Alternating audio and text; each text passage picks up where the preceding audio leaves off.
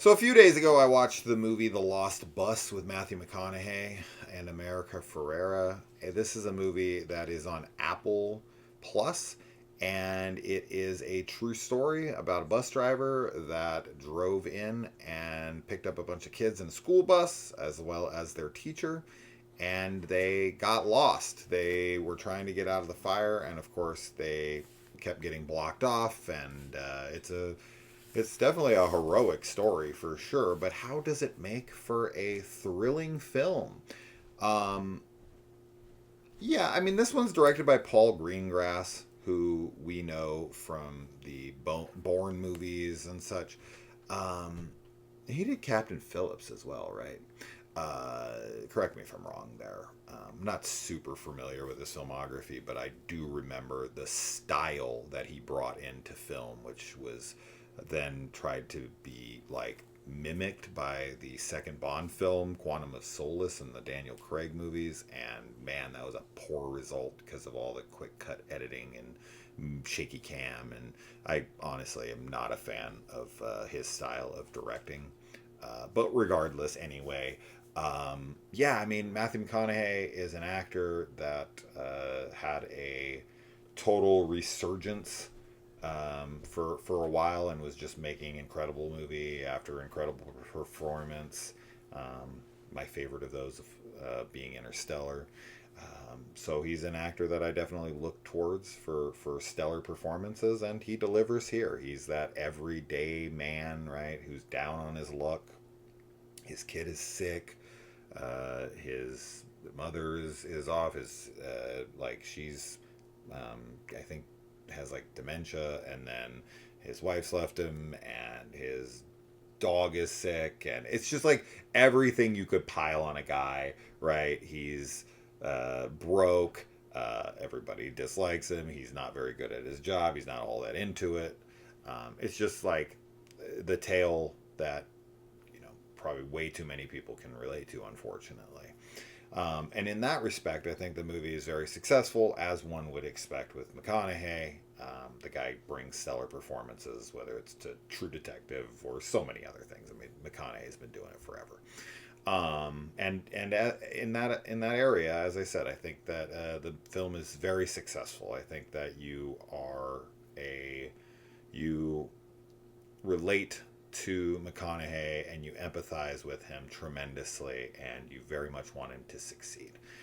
With a movie like this, where it's true story and it's about a bunch of kids, you know that more than likely the outcome is going to be very positive, which isn't a bad thing, right? It's good to have uplifting, heroic stories for us to feel some kind of hope in a very dark, disconnected time like we are in currently, where there's so much animosity and division currently, and at least in America. I can't speak for the rest of the world. This is where I live, and it is good to be reminded that there are good people out there that will do anything to help others. And same for America. She's quite good in this as well as the teacher, who's trying to help him get through this, and they're freaking out together. They don't know each other. They have to build trust, of course. And as far as like the big thrilling set pieces of the fire and it closing in, of course, all of that stuff is terrifying. Um, Fire movies are always something that feel like they are extremely hard and dangerous to film. I'm sure nowadays they mostly just use CGI, but I remember watching like Backdraft back in the day, and I remember that they used a lot of fire. And I remember the Backdraft, set that you could walk through.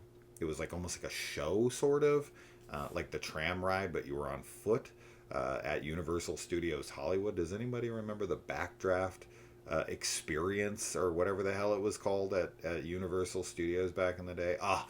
Old school Universal Studios Hollywood was awesome. You had the King Kong thing where the animatronic was pulling you towards it, was rocking.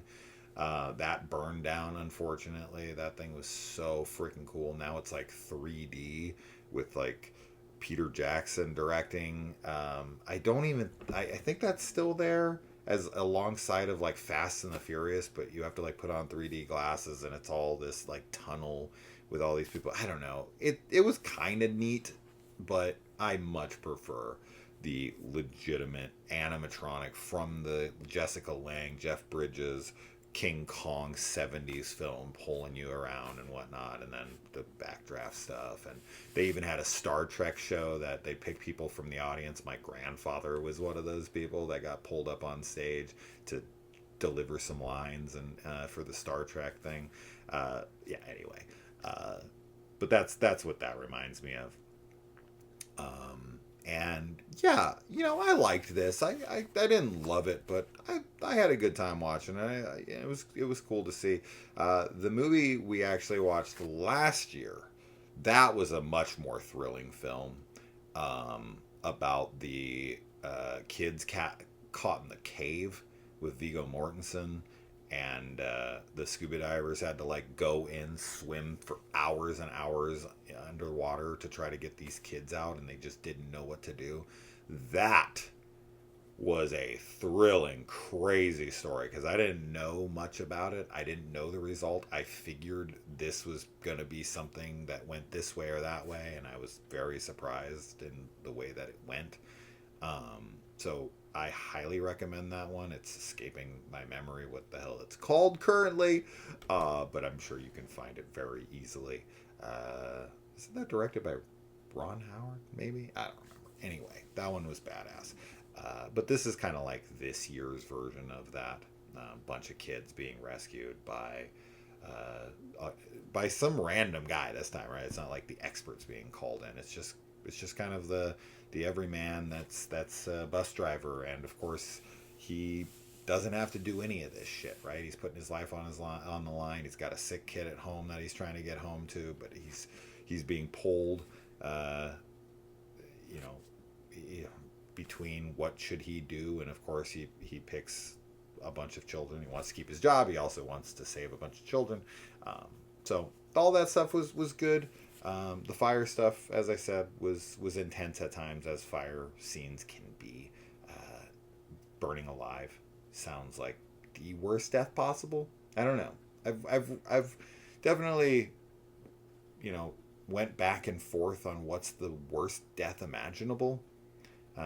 Being eaten alive is definitely high contender for me, especially like slowly, like some big beast being on top of you and just kind of eating you from toes up over a long period of time. That sounds up there. But burning to death, I don't know. Burning to death sounds extremely painful, but I'm assuming if you're fully engulfed, you probably would die pretty quickly at least. Although most people die of smoke inhalation before the fire ever even touches them. Speaking of, one thing this movie definitely is not great at is dealing with smoke inhalation. I know that the real guy was on set directing a lot of this with Paul to make sure that it was accurate, but there's plenty of scenes where they're outside and there's fire all around them, and our two main characters are like walking around out there and running around out there, and nearly a cough is heard or shown, and I'm like, dude, if you've ever been around like thick smoke in a fire, if there's a big fire around you, it's unbelievable. You can't even see, there's so much smoke, and you will be coughing your lungs out. So I don't know, they never do this adequately, in my opinion, when it comes to fire movies. Any movies that deal with big fires, I just feel like, especially in the house, I just feel like no one's ever coughing. You ever see those scenes where there's fire everywhere in the house, they're enclosed, and everyone's just sitting there talking like, what should we do? And no one's coughing. It's craziness. The whole place. You wouldn't even be able to see the characters. Obviously, it's a movie. You need to be able to see people and whatnot, but I don't know. Anyway, that's that. Lost Bus, Apple Plus.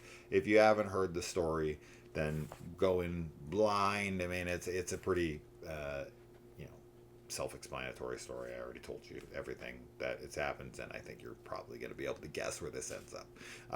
But it's still cool to watch how it went down. So there you go, The Lost Bus. More of obviously a thriller, but man, being surrounded by fire That sounds like one of the most horrific things imaginable. So there you go. Let me know. It's on Apple. See you in the comments.